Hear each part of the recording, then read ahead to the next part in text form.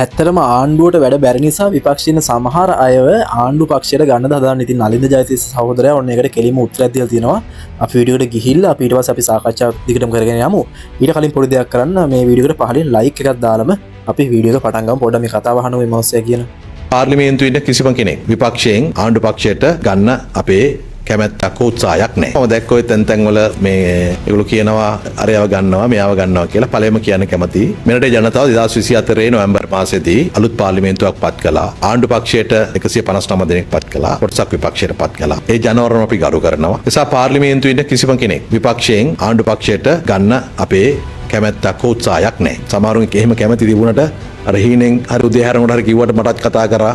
අර ඒ වගේ ප්‍රාර්ථනා තියෙන්න පුළුවන්. නමුත් අපේ කිසිම බලාපොරොත්තුවක් නැහැ. ඒ විපක්ෂයෙන් කවුරුවත් ආණ්ඩුව පැත්තට ගන්නට.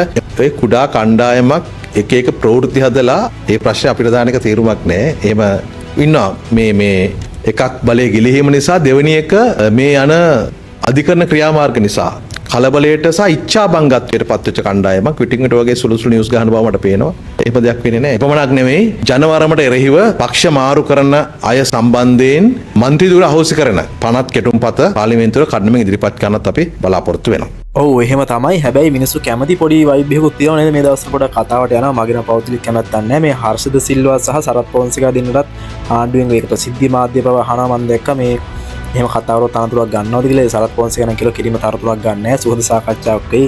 මට එන්න කියලා කිව්වා කතාරන් දැනගත්තොත් ඒක කොහොමයි කියලා. ඉතින් අත චාමර සම්පත්කාර පොකොට්ටුවේ බයි ඒගොල්ලෝ ඇත්තට ගන්නෙ මොකටද? ඇත්තට හිතන්නකෝ. ඇත්තට මේගොල්ලෝ ගන්නවා කියලා විපක්ෂයේත් ගන්න එකෙක් ඉන්නෝ දෙපැත්තේ. ඇත්තට එහෙම ගන්න කවුරුවත් නැහැ. ඉතින් මේක තමයි කෙලින් උත්තර දුන්නේ.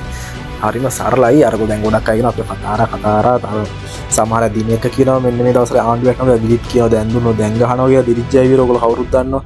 මේ ඉතින් ඒවයි ගොඩක් දින බාර ගන්නන් ඉන්නවා මං හිතන්නේ අර ඒතර ගෝඨාව ගෙනාවේ දිලිත් එහෙම ඉතින් Tamanට ඒ දවස්වල චාන්දිල කරන් තියෝ නෑ ගෝඨාව ගෙනාවේ අච්චර දඟලලා නයි පෙන්නලා නම් මම ඔච්චරක් බෑමක් කරනවද Tamanට ඒ දවස්වල දැන් දුන්නෝ දැන් ගහන සයිස් එක කරන් තිබුණානේ ඉතින් ඕක තමයි පුහු මානසිකත ඇත්ත මෙයා කියන්නේ එහෙම අර ඒගොල්ලන්ගේ ප්‍රාර්ථනාව ඇති නයින්ද කියන විදිහට ඒකට අපේ නම් කිසිම කැමැත්තකුත් නෑ එහෙම මේකුත් නෑ අර හොඳම දේ තමයි දැන් ඔන්න ලංකාවේ දේශපාලන ඉතිහාසය වෙනස් වෙන සම්පූර්ණයෙන්ම පක්ෂ මාරු කරොත් ඒ කියන්නේ පාර්ලිමේන්තු මන්ත්‍රීවරුන්ගේ අහෝසි වෙන වැඩක් ඔන්න ඉස්සරහට කරන්න ඒක ඇත්තටම සුපිරි පට්ට වැඩක් මූට හිතෙල්ලාට කුට්ටිය වෙනුවෙන් පිල් මාරු කරන ඉතින් ඇත්තට මේක එතන වෙන්නේ අර උන් දින්න මිනිස්සු හැමදේම ගුණා වෙන සින්න තමයි තියෙන්නේ මේ මොකද චන්දිලිය අවනවා දැන් සමහර හිතන්නකෝ මේක පවුලේ එක අතීපද දහිනාම සමහර UMP කාරෝ ඊයංග කාරෝ ලොකම ඉන්නවා ඒතකොට මෝ චන්දිලිය යනවා ඊට පස්සේ මිනිස්සුන්ට ඇරලා යනවා අරුන් අනිත් පැත්තට යනවා ඒතකොට අර ටික අතරේ උන්ගේ බලාපොරොත්තු විතර සුන් වෙනවා නිකන් අර පාක්ෂිකයන්ට බබා මේ පාක්ෂික ගැත්තෝ ඉඳලා හරියන්නේ නැහැ දැන් ඒ ගොඩේ වන්නේ එහෙම ජොත් එහෙම